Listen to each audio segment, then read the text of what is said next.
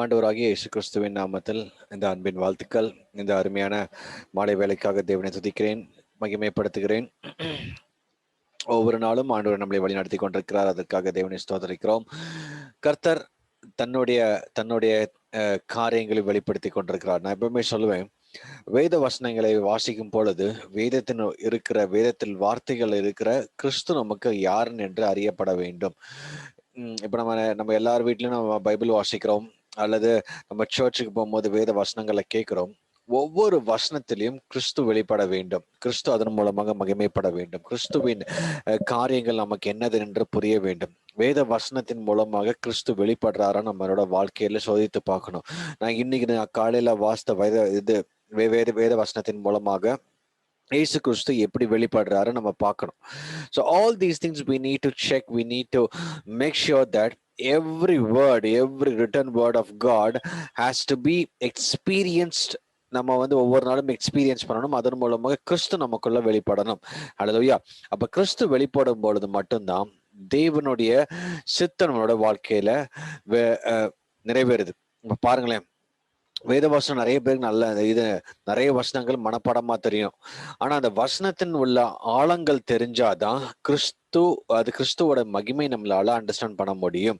இல்லாட்டி எனக்கு வசனம் தெரியும், நான் ஒரு ட்ரெடிஷனாவே தான் வாழ்வேன். எப்படி மற்ற மக்கள்லாம் எப்படி மனப்பாடமா பண்ணி சில ஸ்லோகங்களையோ அல்லது சில மந்திரங்களையோ மனப்பாடமா பண்ணி சொல்றாங்களோ, அதே போல நம்ம வசனத்தை மட்டும் சும்மா மனப்பாடம் பண்ணி வைக்கிறது மட்டும் இல்லாமல் வசனத்தில் உள்ள இருக்கிற அந்த கிறிஸ்து யாருன்னு என்று நமக்கு உள்ளால புரிய வேண்டும்.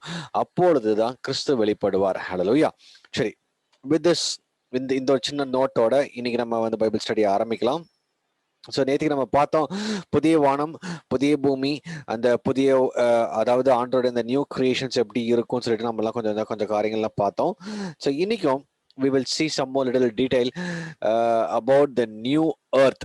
புதிய வானத்தை குறித்து நம்ம முந்தானத்தை பார்த்தோம். நேற்றுக்கு புதிய பூமியை குறித்து பார்த்தோம். பூமியை எப்படி ரெனோவேட் ஆகும், எப்படி அதோட கிரியேஷன்ஸ் ஆண்டவர் எப்படி வைக்கிறாருன்னு சொல்லிட்டு கொஞ்சம் பார்த்தோம். இன்னைக்கு அதோட கொஞ்சம் கண்டினியூட்டி கொஞ்சம் இருக்கு. மீதி அதையும் பார்த்துட்டு நாளைக்கு அந்த புதிய நகரத்தை குறித்து பார்க்கலாம். Thank you Jesus. நான் உங்களுக்கு அந்த ஸ்கிரீனை ஷேர் பண்றேன். Praise you. Hallelujah. Thank you Jesus. இந்த வசனம் நம்ம நேத்தியே பார்த்தோம். இந்த வசனத்துல இருந்து நான் திருப்பி உங்களுக்கு ஆரம்பிக்கிறேன். ஆல்மோஸ்ட் நம்ம நேத்திக்கு பார்த்தா கொஞ்சம் சிமிலாரிட்டியா தான் இருக்கும், ஆனா கொஞ்சம் டீடைல்டாவே இதுல இருந்து நம்ம மெடிடேட் பண்ணலாம். இந்த 2 பேதுரு 5, அதாவது 2 பேதுரு 3ஆம் அதிகாரம் 5 அல்லது 6, அந்த 3ல அதுல மிஸ் பண்ணிட்டு 3ஆம் அதிகாரம் 5ல இருந்து 6.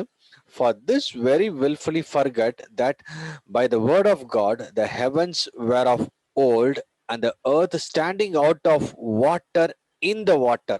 இது நம்ம ஜெனிசிஸ்ல அழகா பார்க்கலாம். ஆண்டவர் பூமியை உருவாக்கும் பொழுது, அதாவது அந்த கிரியேஷன் ஹிஸ்டரியில ஆண்டவர் ஃபர்ஸ்ட் பூமி, அதாவது ஆழத்தின் மேல் இருள் சூழ்ந்து கொண்டு இருக்கிறது, தேவ ஆவியானவர் ஜலத்தின் மீது அசைவாடி கொண்டிருக்கிறார். அப்படின்னா என்ன அர்த்தம்னா, பூமி ஃபுல்லாவே வாட்டரா நிரம்பி இருக்கு.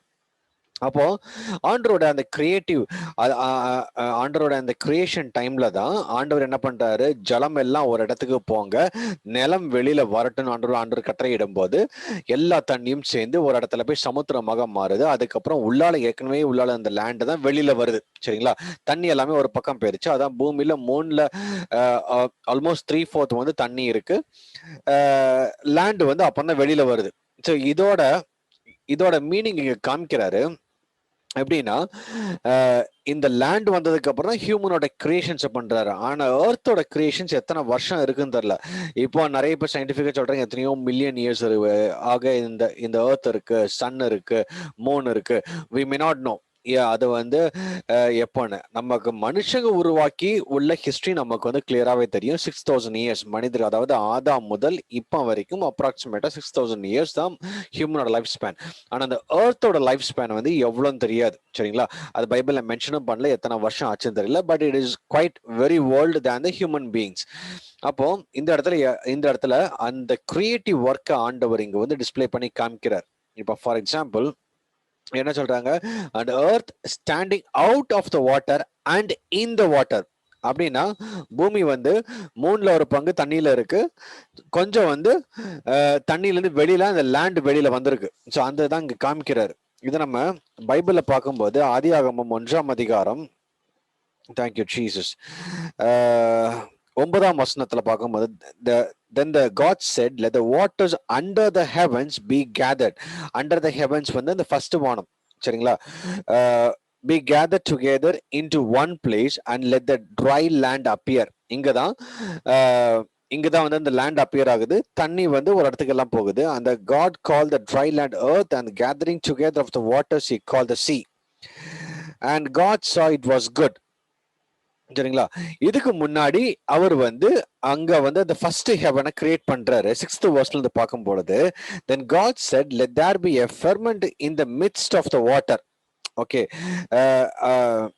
in the midst of the water, let it divide the waters from the waters. அப்படின்னா இங்கதான் கிளவுட்ஸை உண்டு பண்றாரு. அதாவது பூமியில இருக்கிற தண்ணிய இப்ப வந்து நமக்குலாம் ரெயின் வருது. ரெயின் எப்படி வருது? நமக்கு சீல இருந்து எல்லா தண்ணியும் ஆப்ரேட் ஆகி அது கிளவுடுக்கு போகுது. கிளவுடு திருப்பி காத்து நல்லா மூவ் ஆகி இங்க நம்ம இதுக்கு வருது, பூமிக்கு வருது.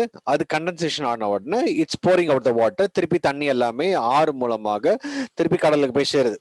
சரிங்களா? So it's a kind of filtration. நமக்கு அது ஒரு ஃபில்ட்ரேஷன் மாதிரி தெரியுது. ஆனா ஆண்டவருடைய ப்ராசஸிங்க பாருங்களேன். ஃபர்ஸ்ட் ஆண்டவர் இந்த இந்த இந்த இங்க இங்க இங்க பூமியில இருந்து தான் ஒரு கிளவுட் எடுக்கிறாரு, தண்ணியில இருந்து தான் ஒரு கிளவுட் எடுக்கிறாரு, அது மேல கொண்டு போறாரு. and let it divide the waters from the waters. thus God made the firmament and divide the waters which were under the firmament from the waters which were above the firmament, and it was so. இது நிறைய பேருக்கு இது வந்து புரியாது. இங்கதான் வந்து அவர் வந்து first ஹெவனோட, அதாவது எர்த்தோட அட்மாஸ்பியரை அங்க வந்து கிரியேட் பண்றாரு. அந்த கிளவுடோட அட்மாஸ்பியரை ஆண்டவர் கிரியேட் பண்றாரு. டைரக்டா கிளவுடுன்னு சொல்லாம ஆண்டவர் வந்து இந்த தண்ணியில இருந்து தான் அவர் பிரிச்செடுத்து மேல ஒரு இடத்துக்கு கொண்டு போய் அதுக்கும் இதுக்கும் செப்பரேட் பண்றாரு. ஏன்னா அப்பதான் பூமி வந்து தண்ணி, ஏன்னா பூமி வந்து பூமிக்கு வந்து சோர்ஸ் வந்து வாட்டர் வேணும், லேண்ட். முந்தி பூமி ஃபுல்லாவே தண்ணியா தான் இருந்தது. ஆண்டவர் தண்ணியை அடுத்தது வந்து ஒரு லெவலுக்கு அடுத்த ஸ்டேஜுக்கு கொண்டு போறாரு. ஏன்னா ஒரு இடத்துல மட்டும்தான் இருக்கணும், லேண்ட் அப்பியர் ஆக போகுது. அப்போ லேண்ட் அப்பியர் ஆச்சுன்னா பூமி வந்து வெறுமையா இருக்கும், தண்ணி இல்லாம பூமி வறண்டு போயிடும். அப்ப தண்ணி திருப்பி ஆண்டவர் கொண்டு வரணும். இப்பெல்லாம் நம்ம என்ன பண்ணுவோம், மோட்டார் போட்டு டேங்க்ல ஏற்றி மேல ஒரு ஸ்பிரிங்க்லர் வச்சிருவோம். சரிங்களா? அந்த ஒரு ஃபார்மட்டை தான் ஆண்டவர் வந்து எந்த ஒரு மிஷின் இல்லாம மோட்டர் இல்லாம பை டிஃபால்ட்டாவே சயின்டிபிக்காகவே ஆண்டவர் அதை கிரியேட் பண்றாரு. அந்த இடத்துல இது நான் சயின்டிபிக்னு சொல்ல மாட்டேன், சூப்பர் நேச்சுரலா ஆண்டவர் கிரியேட் பண்றாரு. எப்படின்னு சொல்லும் போது தண்ணியை திருப்பி பூமி கொண்டு வரணும். அப்போ அந்த தண்ணியை பிரிக்கிறதுக்கு முன்னாடி, அதாவது லேண்ட் வரதுக்கு முன்னாடி தண்ணி ஒரு பக்கம் அங்கிருந்து தண்ணியிலிருந்து கொஞ்சம் ஃபார்மை எடுத்து கிளவுடா மேல கொண்டு போறாரு. சரிங்களா? சோ இதை நான் எதுக்கு சொல்ல வரேன்னா, அப்பதான் இந்த வசனம் நமக்கு புரியும். 2 பேதுரு 5:6 அப்பதான் நமக்கு வந்து கிளியராவே புரியும். அப்போ இங்க போட்டிருக்கு, and the earth standing out of the water and in the water by which the world that then existed perished being flooded with water. சரிங்களா? அப்போ இது வந்து நோவா நாட்கள்ல உள்ள காரியங்கள். இங்க இங்க இங்க பார்க்கும் பொழுது நோவாவோட நாட்கள்ல ஒரு ஒரு பேரழிவு வந்தது. எது வந்து தண்ணி மூலமாக, அதாவது இந்த ஆண்டவர் தண்ணி மூலமாக சர்ஃபேஸை மட்டும் தான் அழிச்சாரு. பூமியோட ப்ராப்பர்ட்டிஸ் மாறல, பூமியில உள்ள காரியங்கள் எதுவும் மாறல. இதை பத்தி நம்ம நேற்றுக்கு பார்த்தோம். ஆனா இங்க இருக்க பூமியில வாழ்ந்த இந்த லிவிங் பீங்ஸ் எல்லாமே அழிந்தாங்க. அந்த லேண்ட்ல வாழ்ற எல்லா லிவிங் பீங்ஸ், வாட்டர்ல வாழ்ற லிவிங் பீங்ஸ் எதுவுமே அழியல, லேண்ட்ல வாழ்ற மட்டும்தான். ஏன்னா லேண்ட் வாஸ் கர்ஸ்ட். இந்த பூமி சபிக்கப்பட்டது. பூமியில அதாவது இந்த லேண்ட்ல தான் பாவம் பயங்கரமா பெருகிச்சு. பூமியில உள்ள காரியங்கள் எல்லாமே அழிக்கப்பட்டது. சரிங்களா? எகெயின் அழிக்கப்பட்டதுன்னா கூட அப்படின்னா நீங்க யோசிச்சிருக்கலாம், அப்பதான் பாவம் எல்லாமே அழிஞ்சு போச்சே, அப்ப ஏன் திருப்பி வந்து நோவோட நாட்களுக்கு அப்புறமும் பாவம் வந்து நினைக்கிறேன். பூமியோட அதாவது அப்ப அந்த பாவம் வந்து it has influence the mankind so much. ஓகேங்களா? அப்போ பயங்கர இன்ஃப்ளூயன்ஸ் வந்து அதனால பாவம் அழிந்து போகல, பூமியில உள்ள ப்ராப்பர்ட்டிஸ் எதுவுமே மாறலன்னு தவிர மற்றபடி ஆண்டவர் அந்த இடத்துல ஒரு நியாய தீர்ப்பு கட்டளையிட்டார். மற்றபடி பாவம் அழியல. பாவம் வந்து எப்போ அழிக்கப்படுதுன்னா இயேசு கிறிஸ்துவோட ரத்தம் சிந்துதல் மூலமாக பூமி வந்து சபிக்கப்பட்ட பூமி வந்து ஸ்பிரிச்சுவல் சின்ஸ் எல்லாமே, அதாவது அந்த பாவத்துக்குரிய யார் இயேசு கிறிஸ்துவோட ரத்தத்தை இது வந்து விசுவாசிக்கிறாங்களோ அவங்களுக்கு பாவம் மன்னிப்பு உண்டாகுது. ஒண்ணு. இன்னொன்னு வந்து இயேசு கிறிஸ்து ரத்தம் சிந்தப்பட்டாத கூட இன்னும் வந்து பிசிக்கல் ரெலம்ல இருக்கிற அந்த சின்ன வந்து கம்ப்ளீட்டா இங்க ரிமூவ் ஆகல. ஃபார் எக்ஸாம்பிள், ஏதேன் தோட்டத்துல பாவம் பண்ணதுக்கு அப்புறம் தான் இது பூமி சபிக்கப்படுது, பூமியில முற்கள் வருது, பூமியில பாய்சனான செடி எல்லாமே வருது. அது எல்லாமே திருப்பி மாறப்படலை இயேசு கிறிஸ்து ரத்தம் சிந்தப்பட்டதுல இருந்தோம். ஏன்னா அது ஸ்பிரிச்சுவல் ரெலம்ல உள்ள பாவங்களை எல்லாத்தையும் நமக்கு மன்னிக்கிறார். அது வந்து by faith we will receive from God. இது வந்து இது எல்லாத்தையும் திருப்பி back to the garden of Eden ஆண்டவர் கொண்டு போறார். சரிங்களா? இதே இதுல தீத்து 3:5 பார்க்கும்போது Titus 3:5 not by the not by the works of righteousness which we have done, but according to his mercy. நம்ம நீதியான வேலை நிமித்தம் ஆண்டவர் எதுவும் செய்ய மாட்டாரு.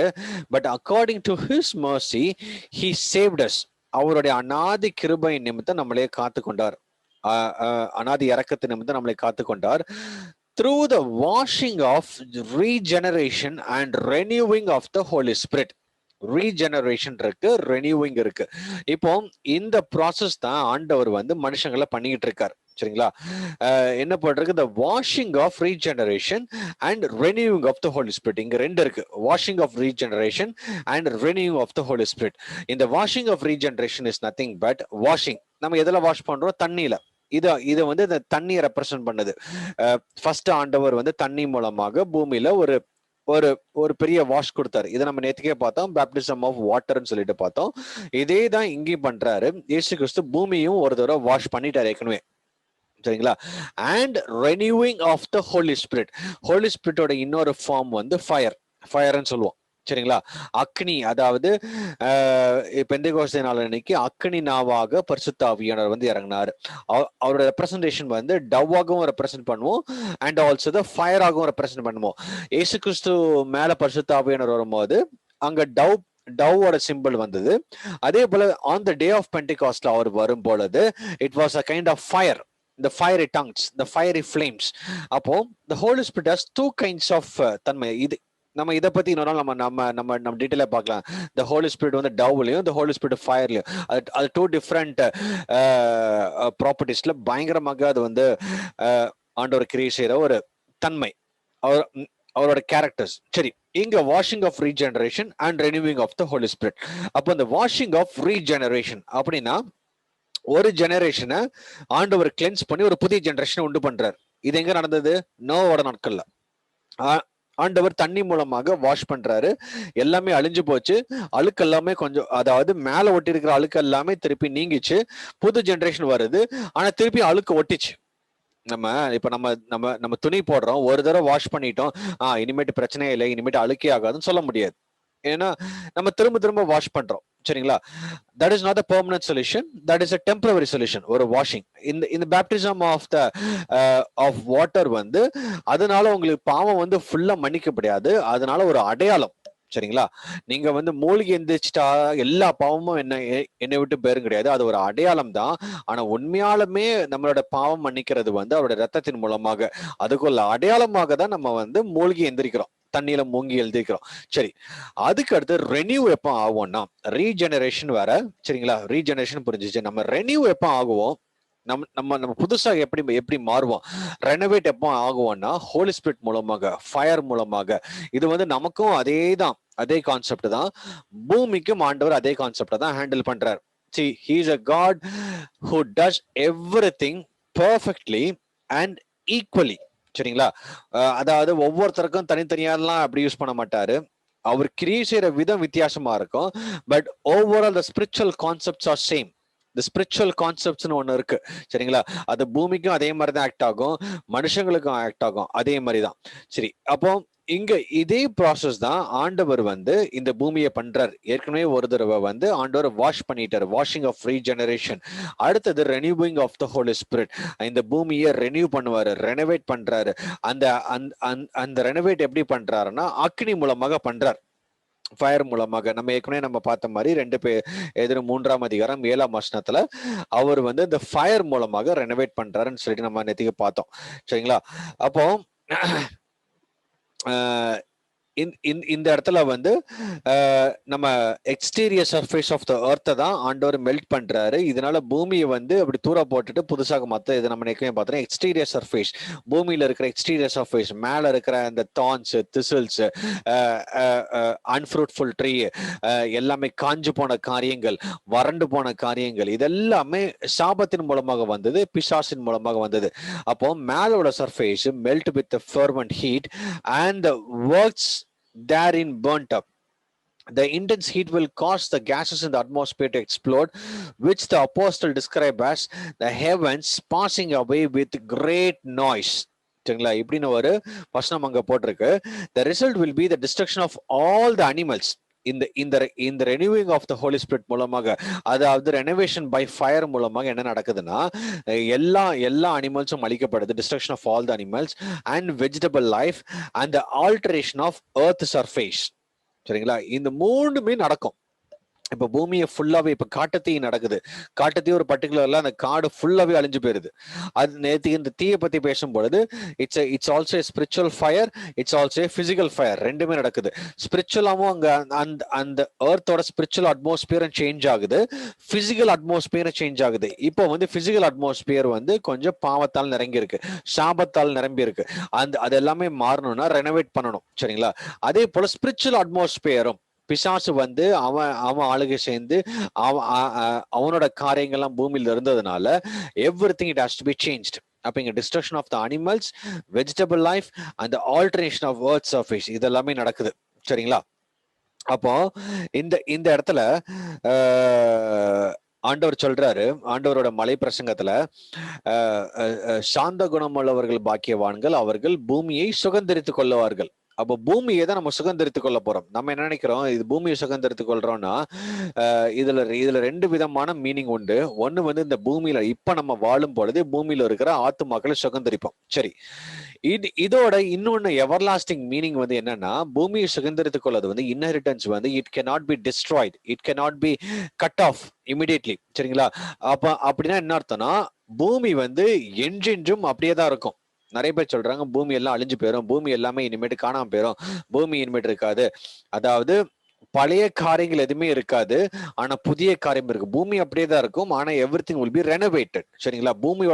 பூமியோட சர்ஃபேஸ் வந்து ரெனோவேட் ஆகும், ஆனா பூமியில உள்ள பேஸ் எல்லாமே சேமா தான் இருக்கும். அப்போ அந்த earth will not change, I mean the earth will change its exterior properties alone, but it will not change completely. அதாவது அந்த எர்த் அப்படியே தூக்கி எறிஞ்சிட்டு ஒரு புதுசு ஆண்டவர் கொண்டு வர மாட்டார். அப்போ இந்த பூமியை நம்ம சுதந்திரத்துக் கொள்வதற்காக ஆண்டவர் நம்மளே உண்டு பண்ணியிருக்கிறார். And that the children of Israel shall dwell in forever. எசாயா 60:21, 22, 66, 22 பார்க்கும் பொழுது இங்கதான் இஸ்ரேல் ஜனங்கள் வந்து என்றென்றும் இருப்பார்கள் போட்டிருக்கு. அப்படின்னா என்ன அர்த்தம்னா, the earth will be there, will be still, will be available forever. சரிங்களா? ஆனா அதுக்குள்ள ரெனோவேஷன் நடக்குது. அந்த சாத்தானுடைய காரியங்களும் சாபத்துக்குரிய காரியங்களும் ஆண்டவர் மாத்துறார். If God's people are inhabitant for it forever, it must exist forever. It is clear that in the earth as a planet is not to be annihilated, but it is to be cleansed and purified by fire and made fit for the home for those people and nations that are to occupy it after its renovation. ஆண்டவர் வந்து இங்க வந்து என்றென்றும் நம்ம தங்கறதுக்காக ஆண்டவர் இதை renovate பண்ண போறார். சரிங்களா? இதெல்லாமே ஆஃப்டர் 1000 இயர்ஸ் கழிச்சு நடக்க போற மிகப்பெரிய காரியம். இன்னொரு இடத்துல இதுல பாருங்களேன், பிலிப்பியர் 2:9 இது எல்லாத்துக்குமே தெரிஞ்ச ஒரு வசனம். At the name of Jesus every knee shall bow, of the things in heaven and the things in earth and things under the earth. சரிங்களா? இங்க திங்ஸ்னு போட்டிருக்கு. அப்ப எல்லாமே அவருக்கு அடி பணியணும். இன்னைக்கு வந்து மனுஷங்களே பணியல, மேபி மத்தது எல்லாமே பணியுது சொல்லலாம், ஆனா மனுஷங்க இன்னும் பணியாம இருக்காங்க. Every things in the earth has to be bow down. அப்போ இங்க நம்ம பார்க்கும் பொழுது ஆண்டவருடைய மில்லினியல் கிங்டம் ஒண்ணு இருந்தது, அதாவது 1000 வருஷம் அரசாட்சி. அந்த 1000 வருஷம் அரசாட்சிக்கு அப்புறம் தான் பெர்ஃபெக்ட் கிங்டம்னு ஒண்ணு வருது. இந்த 1000 வருஷம் அரசாட்சியை ஏன் வந்து பெர்ஃபெக்ட் ஆகலைன்னா, அந்த 1000 வருஷம் முடிகிற டைம்ல கொஞ்சம் மக்கள் எல்லாமே வஞ்சிக்கப்பட்டாங்க. எப்பவும் பிசாசை வந்து கடைசியில கொஞ்ச நாள் ஆண்டவர் ரிலீஸ் பண்ணுவார்ல, ரிலீஸ் பண்ணும்போது திருப்பி மக்கள் பழையபடி போயிட்டாங்க. வேதவசனம் சொல்லுது, அதுலயும் கொஞ்சம் பேர் வந்து மாறி திருப்பி அவருக்கு அகேன்ஸ்டாக வர்றாங்கன்னு சொல்லி போட்டு கொஞ்ச நாள் தான் ஆண்டவர் ரிலீஸ் பண்ணாரு. இந்த 1000 years முடிகிற டைம்ல பிசாசை வந்து பாதாளத்திலிருந்து ரிலீஸ் பண்ண உடனே அங்க உள்ள மக்கள் திருப்பி பழசு மாறினாங்க. அப்படின்னா என்ன அர்த்தம்னா அந்த 1000 வருஷம் அரசாட்சி இட் வாஸ் நாட் பெர்ஃபெக்ட்னு அர்த்தம். பிசாசு வந்த உடனே மக்கள் மாறிட்டாங்க. ஏன்னா ஆண்டவர் இந்த அட்மாஸ்பியர் இன்னும் மாத்தல, அந்த பூமியில உள்ள சர்ஃபேஸ்க்குள்ள காரியங்கள் இன்னும் எதுவும் மாறல. சரிங்களா? இந்த பூமி அப்படியே தான் ஆண்டவர் வச்சு ஆட்சி பண்றாரு. இந்த மில்லினியல் கிங்டம் முடிச்சதுக்கு அப்புறம் தான் ஆண்டவர் ஒரு பெர்ஃபெக்ட் கிங்டம் கொண்டு வர்றாரு. புரியுதுங்களா? ஆண்டவருடைய ஆட்சியிலேயே பெர்ஃபெக்டா வந்துருந்துச்சுன்னா பிசாசு வந்திருக்கும் போது கூட, அதாவது பிசாசு பூமியில என்டர் ஆகவே முடியாது ஒண்ணு. அப்படி ஆனா கூட மக்கள் யாருமே வஞ்சிக்கப்பட்டிருக்க முடியாது. ஏன்னா பாவம் பூமியில இருந்திருக்கிறாரு. சரிங்களா? அந்த 1000 வருஷம் அவரோட அரசாட்சியில பெர்ஃபெக்டா நடந்தது. பாவம் எதுவும் இல்ல. இந்த மொமெண்ட் பிசாசு உலால வந்த உடனே மக்கள் திருப்பியும் வந்து உலா ஆரம்பிக்கிறாங்க. அப்படின்னா என்ன அர்த்தம்னா திருப்பியும் இங்க பாவம் வந்து அதாவது பிசாசுடைய கிரியைகள் வந்து முற்றிலுமாக அழிக்கப்படலன்னு அர்த்தம். அதுக்கப்புறம் தான் ஆண்டவர் அழிக்கிறார். சரிங்களா? முற்றிலுமாக அழித்து பூமிக்குரிய முற்றிலுமாக பிசாசுடைய கேரக்டர்ஸ், பிசாசுடைய தன்மைகள், சாபத்துக்குரிய தன்மைகள் எல்லாமே அங்கதான் மாத்துறார். சரிங்களா? அப்போ மில்லினியல் கிங்டம்ல 1000 வருஷம் அரசாட்சியில் தேவனுடைய அரசாட்சி எப்படி இருக்குன்னு காமிக்கிறாரு. It was not a perfect kingdom. அதுக்கப்புறம் தான் இந்த பிசாசு எல்லாத்தையும் அங்க தூக்கி போட்டதுக்கு அப்புறம்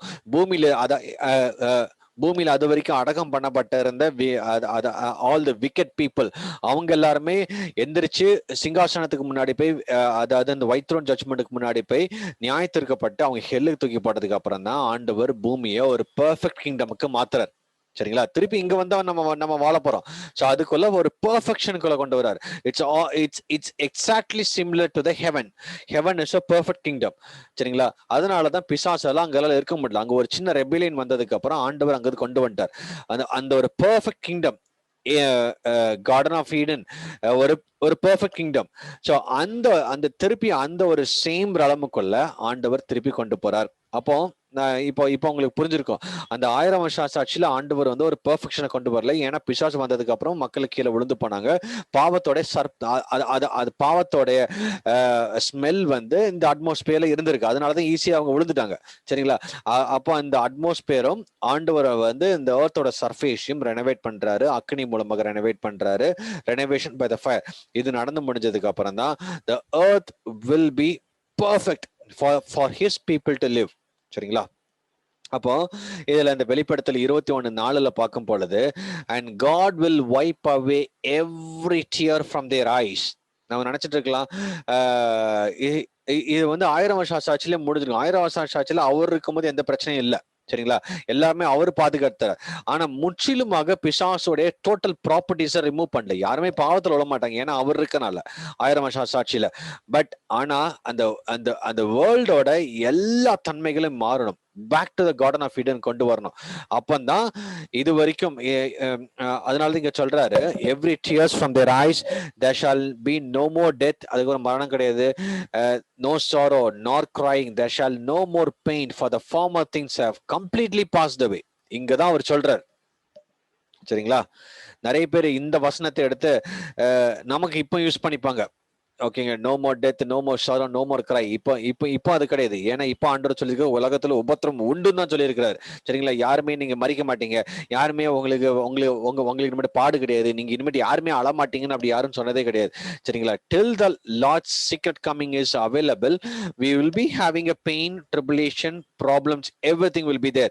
பட் அவருடைய கிரேஸ் இருக்கு, அவருடைய கிருபை இருக்கு, அவருடைய பரிசுத்த ஆவியான நமக்காக இருக்கிறார். இது எல்லாமே எப்ப நடக்கும்னா இந்த வசனம் இங்க பாருங்களேன், இது ஆஃப்டர் த மில்லினியம், 1000 வருஷம் சாட்சிக்கு அப்புறம் ஆண்டவர் அந்த earth ரெனோவேட் பண்ணதுக்கு அப்புறம் தான் the earth will be like totally free of death, totally free of sorrow, totally free of no cry, no pain, no evil things, no sinful things. சரிங்களா?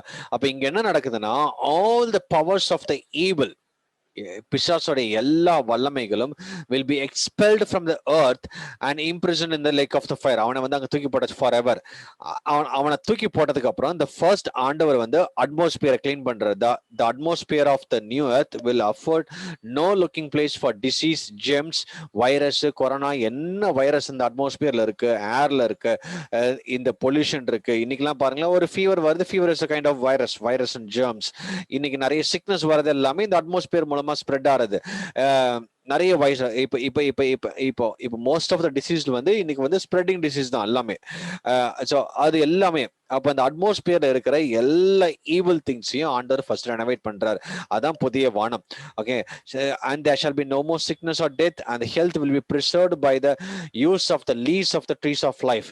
இதை வந்து நம்ம அடுத்தது பார்க்கலாம். ட்ரீஸ் ஆஃப் லைஃப்ல இருந்து ஆண்டவர் வந்து எப்படி நம்ம ஹெல்த்தை ப்ரிசர்வ் பண்றாருன்னு. The heaven shall not robe themselves into angry tempest and somber blackness, nor flash with the thunderbolt of divine wrath, nor cast plagues of hail on the earth, nor cause devouring floods of water or destructive windstorm. இதெல்லாம் இனிமேல் நடக்காது. இது வந்து பழைய ஏற்பாட்டு காலத்திலையும் புதிய ஏற்பாட்டு காலத்திலையும் ஹெவன்ல இருந்து இந்த அக்னி விழுந்தது, ஒரு பெரிய இந்த பிளேக்ஸ் வந்து விழுந்தது, ஹெயில் ஸ்டார்ம்ஸ் வந்து விழுந்தது, ஃப்ளட் வாட்டர்ஸ் இருந்துச்சு, பெரிய இப்போ புயல் இருக்கு, அதுக்கப்புறம் இந்த சுனாமி வருது, நிறைய டிஸ்ட்ரக்ஷன் பார்க்குறோம், எர்த்குவேக் வருது. இது எவ்ரிதிங் வில் பி ஸ்டாப்ட். இதெல்லாமே இந்த அட்மாஸ்பியர் மூலமாக நடக்குது. இதெல்லாமே ஏன்னா ஒண்ணு வந்து தேவனுடைய சாபத்தின் மூலமாக நடக்குது, இன்னொன்னு பாவத்தின் மூலமாக நடக்குது. இது ரெண்டுமே அந்த ஹெவன்ஸோட அட்மாஸ்பியர் ஸ்பாயில இருக்கு.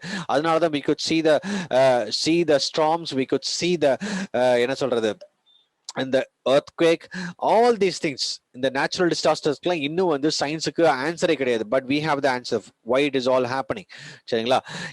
It may be that in that day a mist shall go up from the earth and the water the whole face of the ground as in the Eden, for we read that there shall be no more sea. அப்போ வந்து கடல் எதுவுமே இருக்கு. and that there shall be no longer bodies of water, for the river that flows to the streets of New Jerusalem must have an outlet, but that there shall be no great oceans. அப்போ வந்து சீயும் கடலும் இல்லாம போயிடும். சரிங்களா? அப்போ வந்து ஜீவ நதி வந்து தேவனுடைய சிங்காசனத்துல இருந்து நகரம் ஃபுல்லா அது பாயும். சரிங்களா? நம்ம இதை பத்தி நம்ம கடைசியில பார்க்கலாம். அதுல இருந்து எப்படி ஹீலிங் உண்டாகுதுன்னு சொல்லிட்டு நம்ம இதை பத்தி பார்க்கலாம். சரிங்களா? திருப்பி ஏர்த்தை வந்து ஆண்டவர் வந்து ஏடனிக், அதாவது ஏடன்ல இருந்து அந்த பியூட்டி அண்ட் குளோரியை ஆண்டவர் திருப்பி கொண்டு வரார். அதுதான் அல்டிமேட் பிளானிங்க. ஆண்டவருடைய மெயின் பிளான் வந்து the earth has to become like a Eden. ஏடன்ல இருந்து தான் நம்ம வந்து ஆண்டவர் ஒரு தனி ரெலமுக்குள்ள பிரிச்சு கொண்டு வந்தார். அதாவது அந்த க்ளோரி ரெலம்ல இருந்து ஒரு பிசிக்கல் ரெலம், ஒரு சின்ஃபுல் ரெலமுக்குள்ள வந்தோம். ஃப்ரம் த சின்ஃபுல் ரெலம் இயேசு கிறிஸ்துவின் மூலமாக அடுத்த ஸ்டெப் பை ஸ்டெப்பா நம்ம வந்து அப்படியே முன்னேறி ஆண்டவர் திருப்பி எதையும் தோட்டத்துக்கு நம்மளை எடுத்துட்டு போறார். சரிங்களா? So that is the ultimate purpose that God wants us to be in his Eden. அது வந்து அவருடைய தோட்டம், அவருடைய தோட்டத்துல நம்ம இருக்கணும். அதுக்குதான் அவருடைய பிளான். அந்த தோட்டத்துல அதுக்கப்புறம் ஒரு முள்ளு இருக்காது, ஒரு திசில்ஸ் இருக்காது, அதாவது ஒரு டிஸ்ட்ரக்டிவ் இன்செக்ட்ஸ் இருக்காது, நோ செப்பன்ஸ். அதே மாதிரி இங்க பாருங்களேன், no savage beast lie in ambush to destroy or devour. Its sword shall not be heaped over newly made graves, nor its soil moistened with tears of sorrow and shame. இது எதுவுமே இந்த பூமியில இருக்கிற எல்லா நமக்கு தேவையில்லாத பிரச்சனைகள், போராட்டங்கள், வேதனைகள், கவலைகள், அதே மாதிரி நம்ம பிசிக்கலா பாக்குற காரியங்கள், நம்மளை துன்புறுத்துற காரியங்கள் எதுவுமே பூமியில இல்லாதபடி ஒரு புதிய காரியத்துக்குள்ள ஆண்டவர் நம்மளை எடுத்துட்டு போறார். இதான் அந்த புதிய பூமி. இந்த புதிய பூமி வந்து it's almost like instead of telling it as a new earth, I would say it's like a new Eden. ஒரு புதிய ஏதேன் தோட்டத்துக்குள்ள எடுத்துட்டு போறாரு. It would be a so different and so amazing. அந்த எக்ஸ்பீரியன்ஸ் வந்து maybe it would take some time. நமக்கு இன்னும் ஒரு 1000 வருஷத்துக்கு மேல இருக்கு. 1000 வருஷம் அமேசிங்கா இருக்கும். ஏன்னா இயேசு கிறிஸ்து நம்ம பார்க்க முடியும். அதுக்கப்புறம் தான் the earth will be like a garden of Eden. Garden of ஈடனுக்குள்ளதான் நம்மளை இப்ப அடுத்து எடுத்துட்டு போறார். ஸோ இந்த சம்பவத்தை குறித்து தான் இன்னைக்கு நான் பேச விரும்பினேன். So there are lots to learn in this. இதுல நிறைய காரியங்கள் நம்ம கத்துக்கணும். நான் actually I want to talk something about the கிரியேஷன்ஸை பற்றி இன்னும் நம்ம டீப்பாக நம்ம இன்னொரு நாள் தனியாகவே பார்க்கலாம். I don't want to mix with this Bible study. அப்போ உங்களுக்கு எல்லாமே ரெவலேஷன்லேருந்து எல்லாமே கிரியேஷன் போயிருவீங்க. ஸோ டோட்டலாக வந்து உங்களுக்கு வந்து வேற சப்ஜெக்ட் படிக்கிற மாதிரி இருக்கும். So let's finish this revelation and then we will talk about the creations. நிறைய கிரியேஷன்ஸை பற்றி நம்ம இன்னும் நிறைய ஸ்டடி பண்ணலாம். May God bless you. Thank you so much for joining in. நாளைக்கு வந்து இந்த புதிய நகரத்தை குறித்து பார்க்கலாம். அந்த நகரம் எப்படி இருக்கும்னு சொல்லிட்டு அதுக்கும் நிறைய வசனங்கள் ஆண்டவர் நம்ம கொடுத்துருக்கிறார். அந்த புதிய நகரம் எப்படி இருக்கும்னு சொல்லிட்டு நம்ம பார்க்கலாம். If you have any doubts, please do let me know. என்னோட வாட்ஸ்அப்லயோ அல்லது எங்க இந்த ஜூம்ல சாட்லயோ அல்லது ஃபேஸ்புக் கமெண்ட்லயோ யூடியூப் கமெண்ட்ஸ்லயோ you can put it around. Please share this video with your friends. Let them also know the truth. ரெவலேஷன்ஸ்ல நிறைய ஆழ்ந்த சத்தியங்கள் இருக்கு, அவங்களும் அறிந்து கொள்ள வேண்டும். அதன் மூலமாக தேவனுடைய ராஜ்யம் மகிமைப்படட்டும். தலைகளை தாழ்த்தி நாம் ஜெபிப்போம். நல்ல பிதாவை நன்றியோடு துதிக்கிறோம் சுவாமி. இந்த அருமையான மாலை வேளையிலும் உங்களுடைய சமூகத்தில் வந்திருக்கிறோம். உங்களுடைய வார்த்தை எங்களோடு விளங்கினதுக்காக ஸ்தோத்திரம். இதோ புதிய வானமும் புதிய பூமியும் கண்டேன்னு சொன்ன யோவான் சொன்னது போல எங்களோட வாழ்க்கையிலும் ஒரு புதிய வாழ்க்கை எப்பொழுதும் இருக்கட்டும் ஆண்டவரே. அந்த புதிய பூமிக்குள் ஆண்டவரே நாங்கள் ஒரு நாள் பிரவேசிக்க போறோம். அந்த ஏடியன் தோட்டத்துக்குள்ள நாங்கள் ஒரு நாள் வரப்போறோம். அதற்குள்ளாக நீங்க எங்களை ஆயத்தப்படுத்தி கொண்டிருக்கிறீங்க. அதற்காக நன்றி. பூமியில் அதுக்கப்புறம் முற்கள் இருக்காது, வேதனைகள் இருக்காது, அழிவு இருக்காது, எந்த ஒரு பிரச்சனையும் இருக்காது. ஒரு புதிய இடத்துக்குள்ள எப்படி ஏதேன் தோட்டத்துல நீங்க ஆதாம உருவாக்கும் பொழுது அந்த தோட்டம் இருந்ததோ அதே போல அந்த அந்த அந்த அந்த ஆடமிக் ஸ்டேட்ல எங்களை நீங்க திருப்பி கொண்டு போறீங்க. அந்த ஏதேன் தோட்டத்தை நாங்க பார்க்க போறோம். அதுக்குள்ள உங்களுக்கு ஒரு வாஞ்சியை கொண்டு வாங்க தகப்பனே. அதுக்குள்ள ஆயத்தப்படுத்துங்க. பிசாசங்களை தொடாதபடி, பிசாசுடைய தந்திரமான காரியங்கள் எங்களை நெருங்காதபடி இயேசுவை நீங்க இரத்த கோட்டைகளை மறைத்துக் கொள்வீராக. உங்களுடைய சமூகத்தில் எங்களை தாழ்த்துக்கிறோம், ஒப்பு கொடுக்கிறோம். இதை பார்த்து கொண்டிருக்கிற ஒவ்வொருத்தரையும் இயேசுவின் இரத்த கோட்டைகளை மறைத்துக் கொள்ளுங்க. உங்களுடைய பலத்தால் நிரப்புங்க. சகல துதிக நம்ம எல்லாம் மகிமை எல்லாம் உமக்கு எழுதுகிறோம். இயேசு கிறிஸ்துவின் நாமத்தில் ஜெபிக்கிறோம் ஜீவனுள்ள பிதாவே. ஆமென், ஆமென், ஆமென், ஆமென். Thank you so much for joining in. நாளைக்கு சந்திக்கலாம். நாளைக்கு வந்து புதிய நகரத்தை குறித்து பார்க்கலாம். God bless you.